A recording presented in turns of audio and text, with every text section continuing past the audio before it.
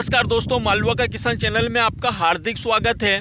अगर आप किसान हैं, अगर आप सोयाबीन की खेती करते हैं तो बिल्कुल सही चैनल पर आप आ चुके हैं दोस्तों, क्योंकि इस चैनल पर आपको सोयाबीन से जुड़ी हुई विभिन्न प्रकार की जानकारियां, चाहे वो छोटी हो बड़ी हो, विभिन्न प्रकार की जानकारियां लगातार मिलती रहेगी। उसके अलावा अगर किसी किसान भाई की अगर कोई समस्या है तो वो कमेंट कर सकते हैं, फ़ोन कर सकते हैं, व्हाट्सएप मैसेज कर सकते हैं। मैं और मेरे मालवा क्षेत्र के जो कुछ अनुभवी किसान हैं वो हम सब मिलकर आपकी समस्याओं का समाधान करने की कोशिश करेंगे दोस्तों।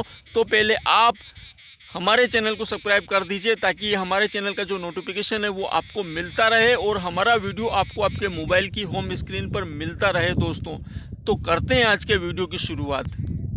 सोयाबीन की खेती करने वाले किसानों के लिए जो सबसे बड़ी जो चुनौती है वो खरपतवार है। खेतों में इतने प्रकार के खरपतवार हो गए और इतने जिद्दी खरपतवार हो गए कि इतने सारे, इतने खतरनाक, इतने हाई डोज वाले खरपतवार नाशक आने के बाद भी वो खरपतवार जाने का नाम नहीं लेते। जैसे कांचरी हो गया, मोथा हो गया, दूब घास हो गई, ये और कुछ हद तक अपना कह सकते हैं लामड़ी हो गई और बोगनी हो गए। ये खरपतवार इतने जिद्दी खरपतवार है दोस्तों कि जाने का नाम नहीं लेते। अगर इतनी सी भी जड़ रह गई या कुछ भी रह गया, उनका थोड़ा सा हिस्सा रह गया, फिर चलने लग जाते।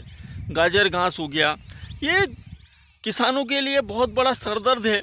और सरदर्द क्या दोस्तों, हम अपन सब मिलके इससे काफ़ी ज़्यादा जूझते हैं और अपन किसानों का सबसे ज़्यादा पैसा इसी की समस्या पर जाता है। खरपतवार को ख़त्म करने की समस्या पर सबसे ज़्यादा पैसा खर्च होता है। आज भी दोस्तों खरपतवार ख़त्म नहीं होता, ये सबसे बड़ी दिक्कत वाली बात है। तो खरपतवार को ख़त्म करने के लिए हम एक खरपतवार नाशक के साथ एक से ज़्यादा टेक्निकल मिलाते हैं, एक से ज़्यादा दवाइयों का उपयोग करते हैं और कभी कभी बहुत ज़्यादा हाई डोज कर देते हैं और कभी कभी हमसे कुछ गलतियां हो जाती है दोस्तों। जैसे कि हमारे जो पुराने बर्तन होते हैं जिसके हम पहले दवाइयां दे चुके हैं, उनको धोया नहीं, या गंदा पानी हो गया।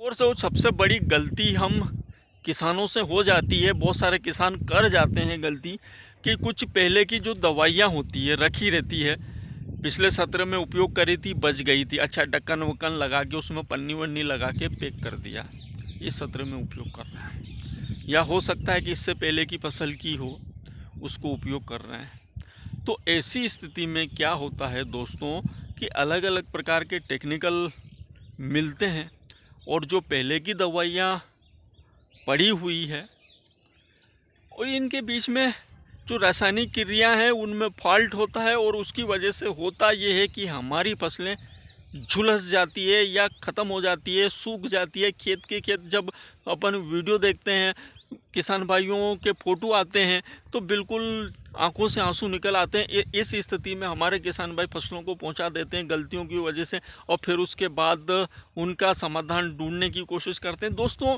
मजबूरी है, कुछ गलतियां हैं, मजबूरी है हमारी कि हम अलग अलग टेक्निकलों के साथ जाते हैं। कुछ गलतियां हो जाती है, जल्दबाजी इतनी ज़्यादा होती है खेतों में स्प्रे करने की या काम करने की कि कुछ गलतियां हो जाती है।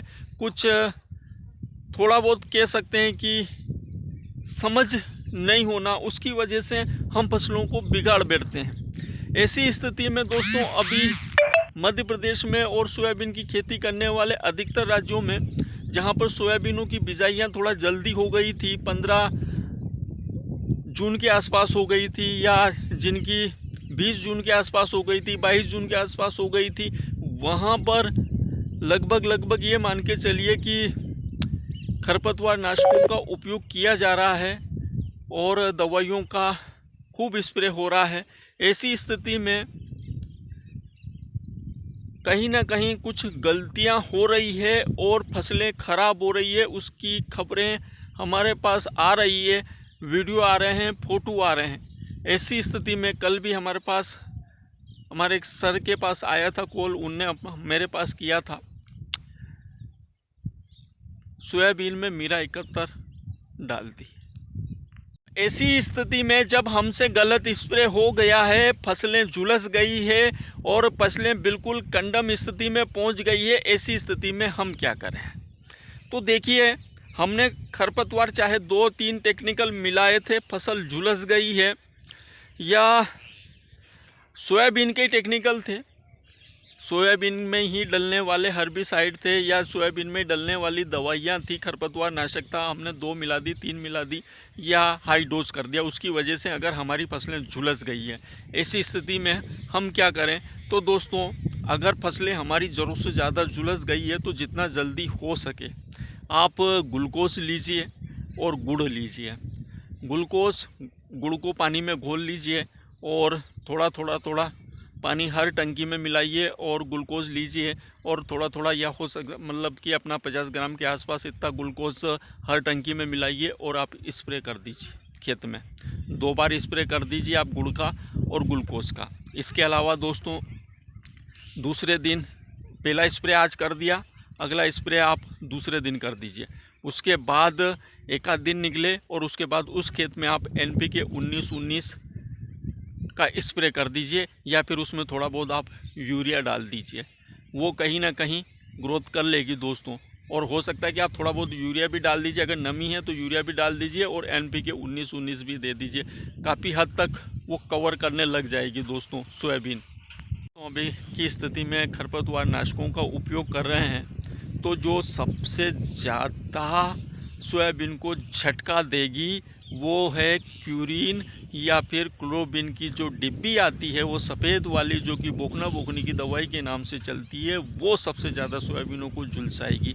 तो आप पूरा ध्यान रखें कि वो 15 ग्राम की डिब्बी दोस्तों, चाहे वो ट्रिक के नाम से आए या वो डिब्बी में आए, अलग अलग नाम से आए, क्यूरिन के दीजिए, क्लोरोबिन के दीजिए, वो जो डिब्बी है दोस्तों, वो डिब्बी 15 ग्राम की है लेकिन 5 बीघे के लिए, 1 हेक्टेयर के लिए होती है। तो हम 5 बीघे में ना डालते हुए उसे 7 बीघे में डालें दोस्तों, और भी 8 में कर दीजिए।